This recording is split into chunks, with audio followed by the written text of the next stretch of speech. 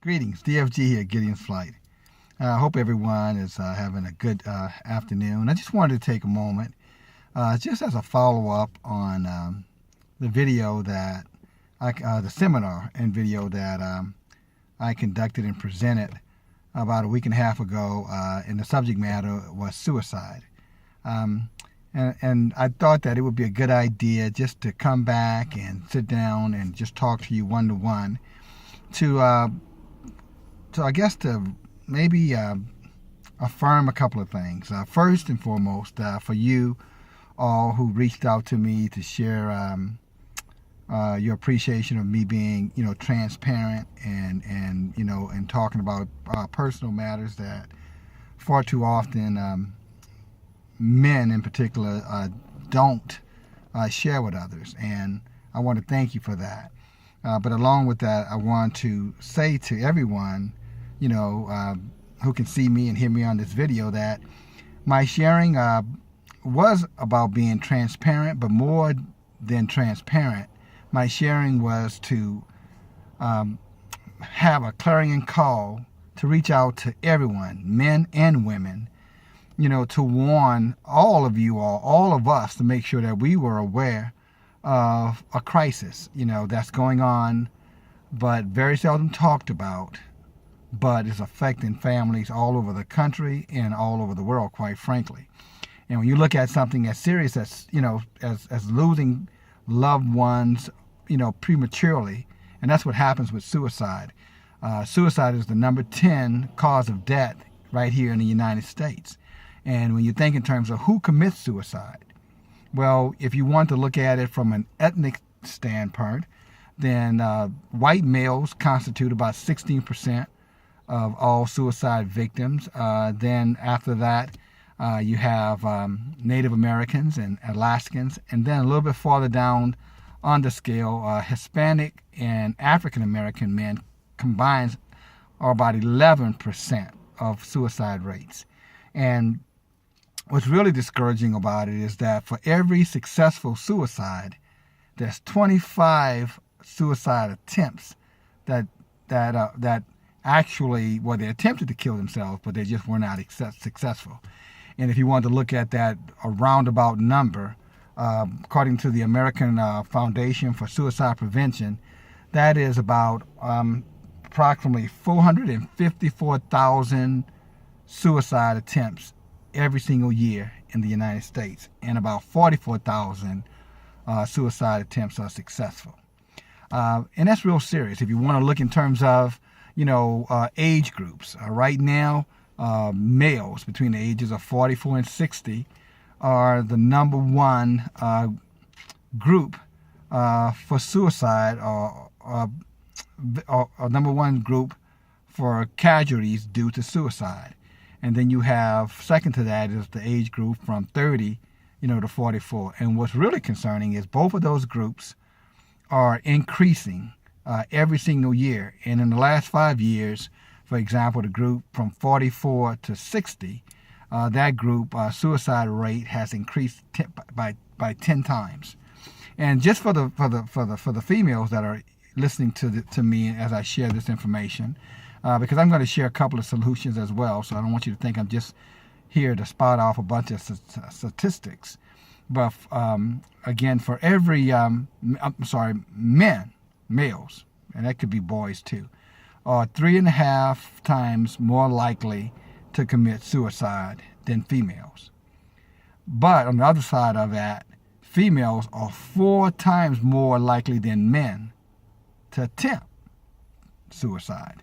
So as you can see, the problem crosses, not only, age, but the problem also crosses gender as well.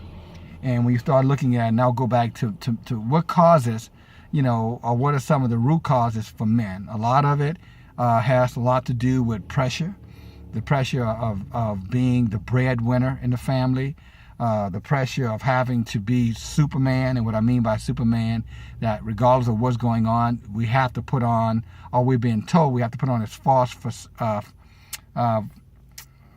facade being tough and, I can do it, and, nobody never let them see me sweat, and, men don't cry, and, and you just got to be tough. And it's causing such stress on men that they literally totally forget about all other options to release that stress, all other options that they may have to be able to deal with whatever the problem is, because they're, again, being told that you have to deal with this if you want to validate your masculinity.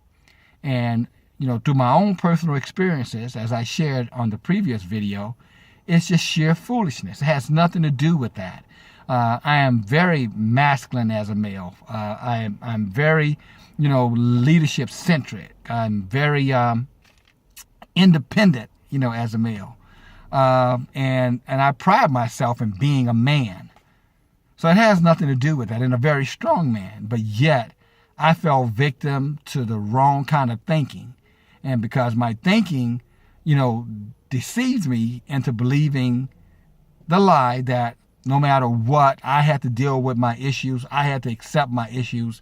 I had to take it like a man. I found myself in a situation where, I wanted to bring, about that same end result, become a part of the suicide statistic. And I'm sharing this today because I want everyone to know that it has nothing to do about, my journey as much as it has to do about, what's going on currently and what are the things that we need to know about it, and also how should we address and communicate with individuals who, for whatever reason, may be falling into deep depression, for whatever reason, are feeling like, they have to, they refuse to reach out or seek help, even when that help is offered to them, individuals who that, for the most part, are just totally, showing behaviors that are very self-destructive, and why I'm thinking about it, even when it comes down to the method of suicide, and I shared this also in the video, 50% of suicide victims use, handguns to take their lives. And that is not a message that's anti-handgun, but it is a message that we need to be very careful about the handling and the issuing of handguns. Because I can tell you, as a victim, or at least as a individual who could have become a victim of suicide, having access to a handgun and not having access to a handgun would have made a tremendous difference in terms of, probably my confidence around being able, to harm myself. So, so handguns have to be something we look at in terms of mental health and also state of mind. And again, the mental health issue here is not so much that someone is needing to be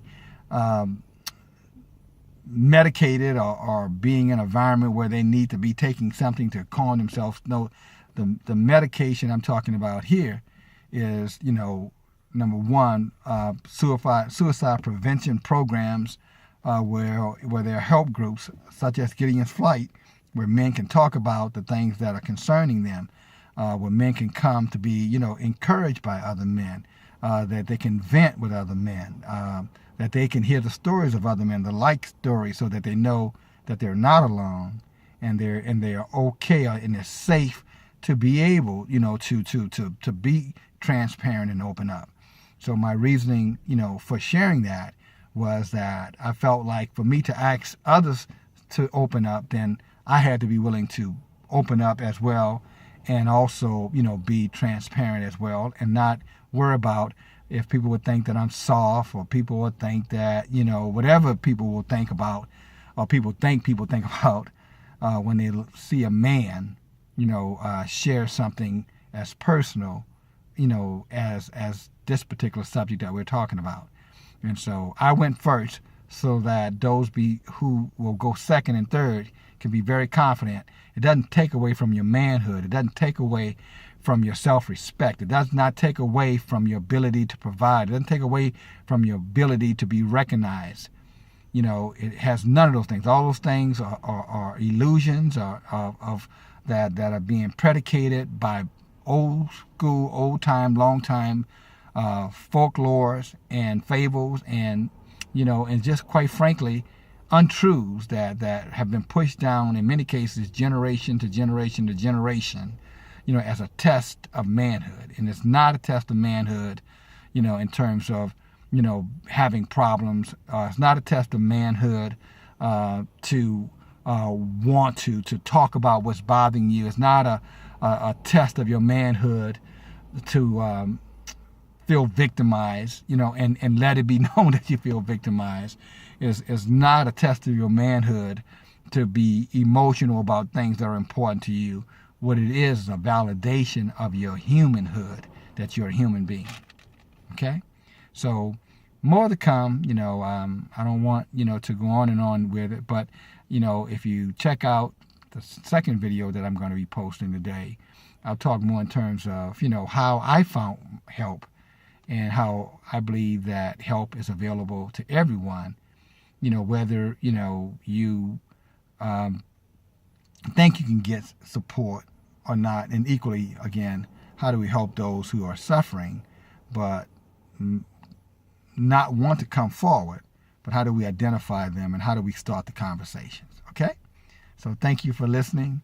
Thank you for hearing, a little bit more about me and my story. And I just pray and hope that, this is the beginning, of changing these statistics and moving,